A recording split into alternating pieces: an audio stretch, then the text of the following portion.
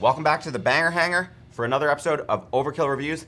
In this one, we're covering 5 albums of stuff that we missed. Speaking of stuff we missed this guy because he was gone on tour. Yeah, I literally just got back from tour, put my bags down, got the call to do this video, and it feels great to be back. We're actually gonna film this like in a week from now, but I got an email while I was production managing a show being like, can you do it ASAP? So we're doing it ASAP. Speaking of production managing, that's kind of you guys on this one. You voted on the albums that we missed that you most wanted us to cover. We tallied those votes up and now we're going to review them. So without further ado, here are the top 5 albums that you guys picked. Coming in at number 5 is Ginger and their album Macro, which came out on October 25th on Napalm Records. Now, since Ginger is a prog band, I'm gonna give it to resident prog nerd for Well, for obvious reasons, right?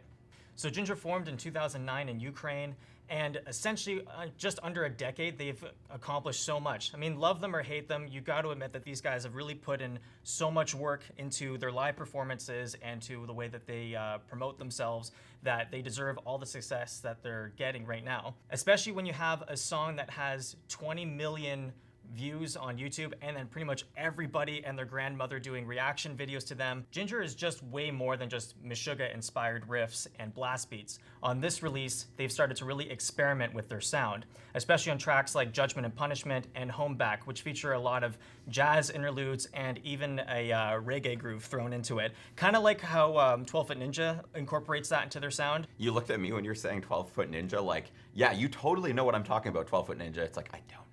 You have to check out that band. Maybe you should watch my my episode on Overkill Global about Australian prog bands. I already watched that shit. So I guess I have heard them, but maybe I'll watch it again. I don't know. Do you watch any of my videos? Yeah, I just said I watched it.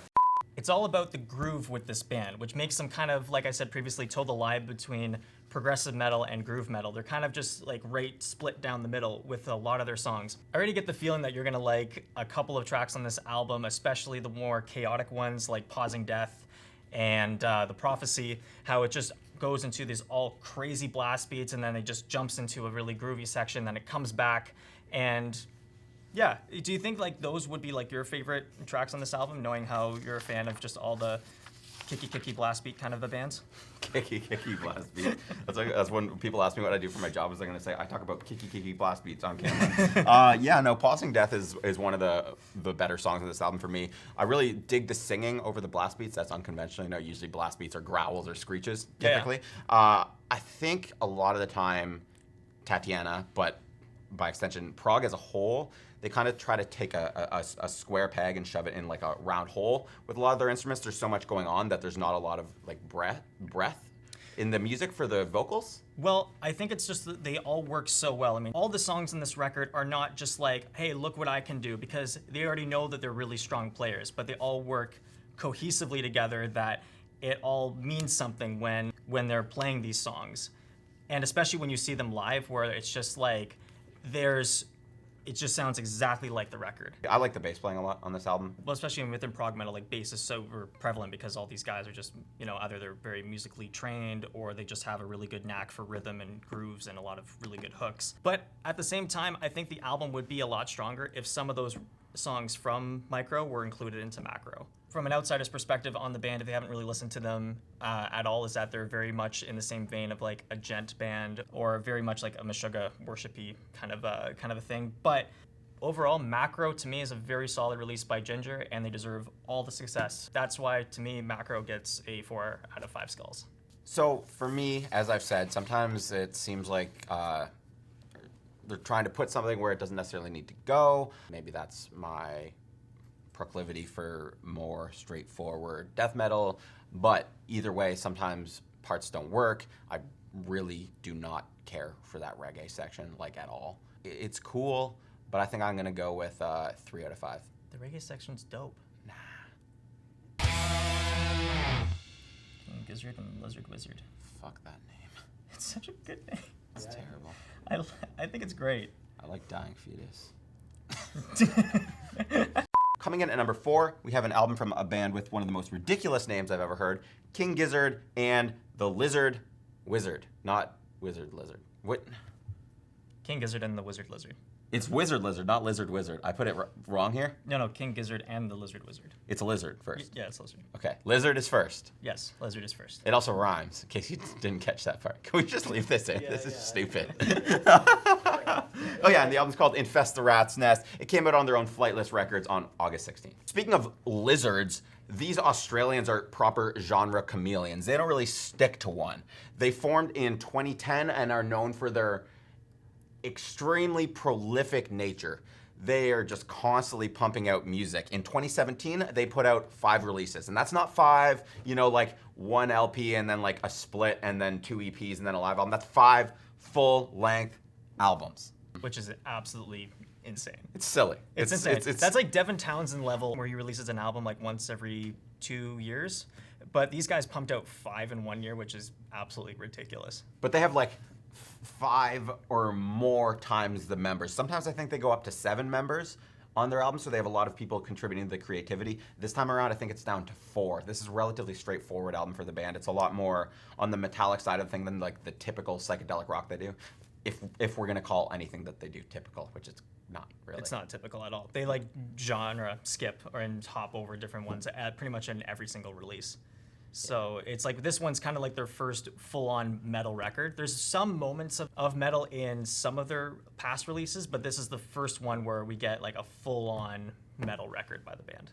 One thing I've noticed right away is the production. A complete mirror image of how bands sounded pretty much in the late 70s, early 80s. And I think that's what gives this album its charm, is just how they went with this old school direction with the production front. But despite this being a metal record, they still have a lot of psychedelic influences thrown into this record, especially on tracks like Mars for the Rich. Everything sounds super clean, the bass is very prominent, the drums are thunderous, and just like, I can't get over how good the production is on this album though. I'm honestly not always huge on the production. I do think it does sound retro, but at times it just feels like when metal bands were first making these things, they were trying to sound as big and intense as possible. And when these guys go the other way around and try to dial it back in, I think it loses some of the like that intent of intensity. I understand that it works in some cases, but then sometimes it just feels like a little washy for me.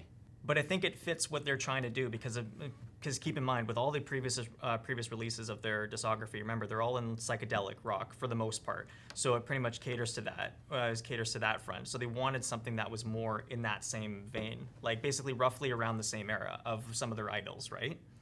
And when you get really good riffs like Superbug and Venusian One, it just kind of makes that whole thing sound much more heavier and bigger sounding.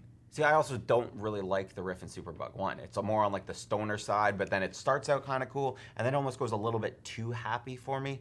And I think that there's, it's fair to be going for a certain sound, to have that goal of wanting to stay in a certain era, but I'm still going to judge a spade for a spade. And as a metal album, sometimes I think this lacks the oomph that I need. Well, I mean, it's not necessarily the most original album, like especially with Superbug. Despite me liking that riff, it's a very Black Sabbath-y riff. Yeah, totally. And it's it's the only negative really with this album that I have is that yes, it's great, but the problem is that it relies on a lot of old kind of tropes that we've seen executed thousands of times before. And with just bands who've probably executed it arguably better. With the Black Sabbath thing, again, that's kind of like the problem for me with it going happy. Like Black Sabbath's whole thing was that they were, it was like very like atonal and dark. Yeah. Speaking of, with you were saying things that we've seen executed potentially better before. Self-Immolate like really reminds me of like the Four Horsemen by Metallica. Overall, this record does sound like Kill 'Em All era Metallica more than it doesn't sound like Ride the Lightning. It's very like primitive, like that album was. It's like a not that that's a proto thrash album, but on that album it was like way more punk influence than they were in the Future, and I think it's definitely on that side of things. But speaking of ideas that were potentially executed better there, but I do think that this song is like a wonderful homage to that. It's probably my favorite on the album. Yeah, I mean, there's some like very obvious thrash albums, of course, on this, but but of course they have like that kind of still old school sound to them. I mean, when you have Self-Immolate, Hell, and Organ Farmer, I think out of the three, that's a hard ass name, dude. That is pretty Organ sick. Farmer. But, that's sick. But I think out of those three, I think there was only 2 that I really liked. Organ Farmer didn't really do it for me on this album. I was a little underwhelmed. Your note says organ farmer trash song. Meant I don't know if thrash you song. meant thrash song. Like I said, good riffs, good melodies. It's just something that I've heard multiple times before, but it's not a bad record by any means. So I still recommend it to people who like that kind of old school sound. So I'm gonna give it a 3.5 out of 5. Damn, that's a higher rating than I thought you were going to get based on you saying that you've heard it better executed and this and that. I do agree. It's being better executed, potentially with a little bit more excitement from the young bands who were really pining for this, whereas for these guys it seems, to me, potentially like, well, we're going to check off this mark of doing another weird experiment. There are moments of brilliance, but overall I think that this album is best as a metal primer for people who are more into psychedelic rock, who are more into that side of the band. Maybe it'll bring them over this way, and then maybe they'll be like, hey, Kill 'Em All kind of sounds like this, and then they'll go down that path, that rabbit hole. As for me, personally, not something I'm going to listen to again. It is well executed, but I can't give it a 3.5. I can't even give it a 3 because I gave the Killswitch album. I guess I'm gonna have to give it 2.5 out of 5. So coming in at number 3, we have Alcest with their new record Spiritual Instinct, which came out October 25th on Nuclear Blast Records. Hey, same day as Ginger released their album. And another one, which we're not gonna reveal yet, unless they've looked at the description and they already know it's coming. Fair enough. So Alcest formed in 2000 as a solo project of neige, which means snow in French. Though there have been other members in this band, it is essentially a solo project for Neige. His 2005 EP, Le Secret, actually became like the blueprint from which these black gaze bands based their entire career, you know, bands like Deaf Heaven, etc. Alcest really ditched the metal side of their sound for their 2014 album. Since then, they've kind of started putting more metallic elements back in, whether that be black metal or another side of metal. But I'm gonna let him tell you about that side of metal. You know, it's weird though, because I find that Alcest have a lot more post-metal influence than black metal, especially on this newer release. Like, it felt like a lot of these riffs were very much in the same vein of like Sasha from Intronaut, Aaron Turner of Isis, the band, not the other thing. I found like a lot of those riffs were in that kind of same vein. I do agree that, you know, like black gaze and post-metal in general kind of have a similar feel. You know, Yeah. there are still black metal riffs on this, but overall, like, they have that feel, like that aching beauty. And I think that they do a really good job here towing that line. There's a black metal riff here, and then they pull it back to post-metal, but overall, those genres are so complementary in tone.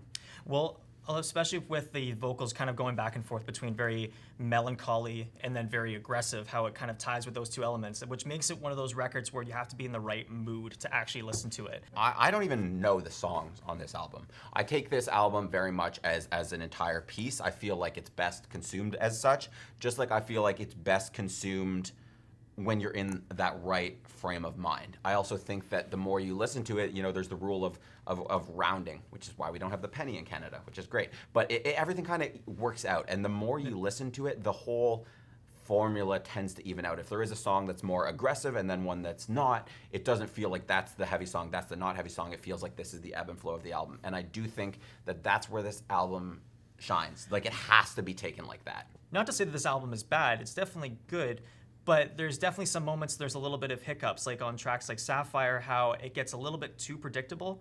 Like, it feels like I already knew how the song was going to go before it even ended. What I'm about to say is something you would not predict. A lot of these melodies, I kind of hear them from like emo bands, like the Juliana Theory or like Sunny Day Realistic. I know a lot of metalheads are like, emo, but I think there's also a lot of lack of understanding of what emo is with people who don't listen to it. Anyway, Chase from Gate Creeper did an article where he talked about all his favorite emo albums. So, hey, emo can be for metals too. I just sounded like I'm from Metalocalypse. Emos can be for metals too.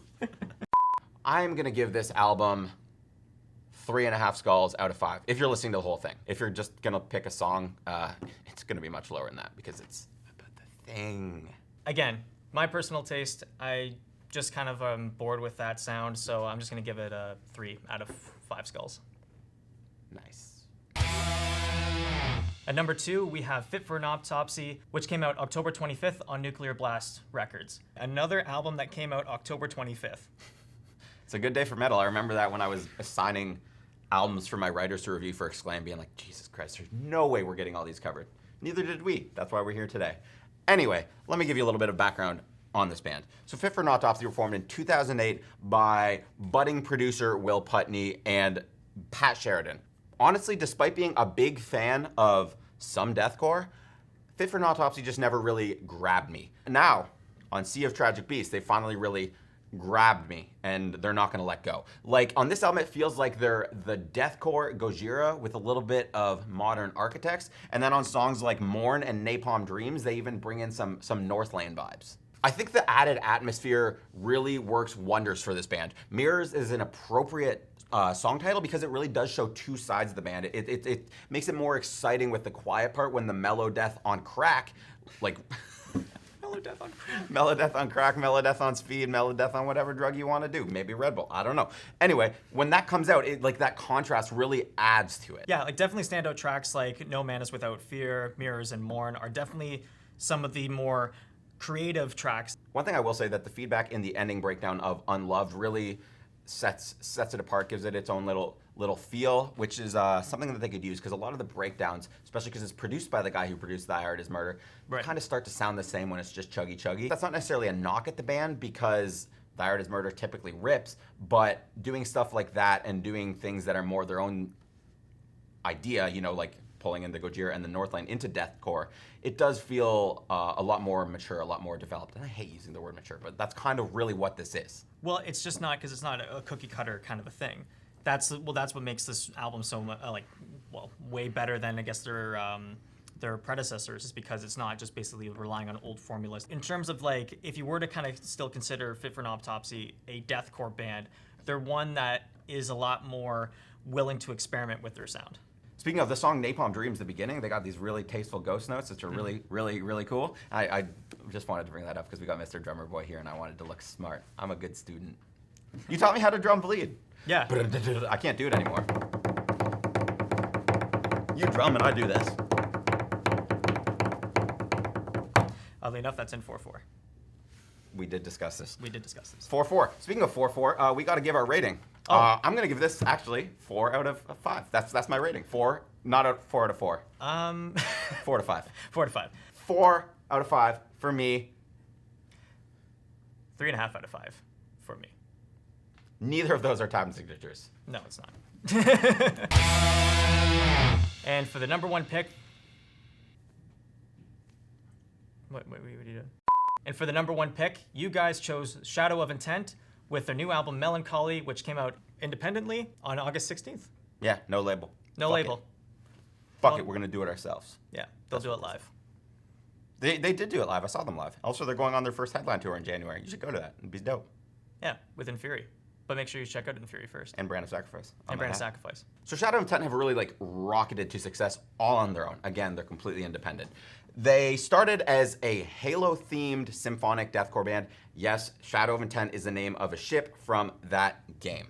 So I'm gonna start out talking about the song that, if I remember correctly, came out first from this album. It's called Barren and Breathless Macrocosm and features guest vocals from Trevor of the Black Dahlia Murder. What I really like about this song is that it utilizes the symphonic elements in a wonderful way. They have like the keys doing like an arpeggio, which allows like a more metallic riff to be formed on the guitar, and I really like that back and forth. You know, a lot of the times when guitars do arpeggios, it's just like it's like wanky shit, but it doesn't feel like that here. But I think that's like the best moment on the album is when Trevor jumps in, how he does those really kind of high fry vocals. I think another thing that I really want to point out here is because you're saying like that is such a standout part because Trevor comes in. That's not to take away from the vocals of Ben. No, like, no, he's not a at all. Monster. Not at all. No, he does a solid job on this release. You know, they released an instrumental version of this album, which I think is not quite as common as it is in deathcore as it is with, you know, prog and tech bands. And I think that really shows their confidence in the music. I also think that it would be really cool, and they didn't, but I think it would be cool if on the like 10.5 minute long actual instrumental song, if on the instrumental version of the album they just put vocals on that. That would be a nice little bait and switch. You might be a prog guy. There's a prog nerd in there. There's a prog nerd in here somewhere. But you know what else there is in here? A caveman with a club who loves death metal, and he's beating the fucking shit out of the prog nerd. So that's why he's like repressed in me. Because they're doing so many things on their own, literally as a DIY band, but also in forming their sound and kind of leading a branch of the deathcore genre in its own path. I'm gonna give this album a solid 4.5 out of 5, which is the same score I gave to Whitechapel. Both banging albums. I think my favorite part about this band is their incorporation of symphonic elements. I think that really kind of won me over on liking this album. But I still, like, again, for an Autopsy, I still think that some of the elements that are very prevalent in deathcore is just not really my thing. But I can appreciate that these guys are very good musicians. They are good at what they do. Yeah, I recommend that if you're a fan of deathcore or a fan of tech death in general. Yeah, go check out these guys for sure. For my skull rating, I'm gonna give it a 3.5 out of 5. But of course, like, none of our viewers came to a complete consensus about this. So there was plenty of votes that came just shy of getting us talking about them in full. So we got bands like Borknagar, Infinite Annihilator, Insomnium, As I Lay Dying, and they tied with a band called The Dark Silence of Death. Wait a minute. No Leprous? No Wilderun? What the hell, guys? I'm gone for 2 months and now I get no prog in this whole... That's it. I quit. He got a prog. He's just being a crybaby right now.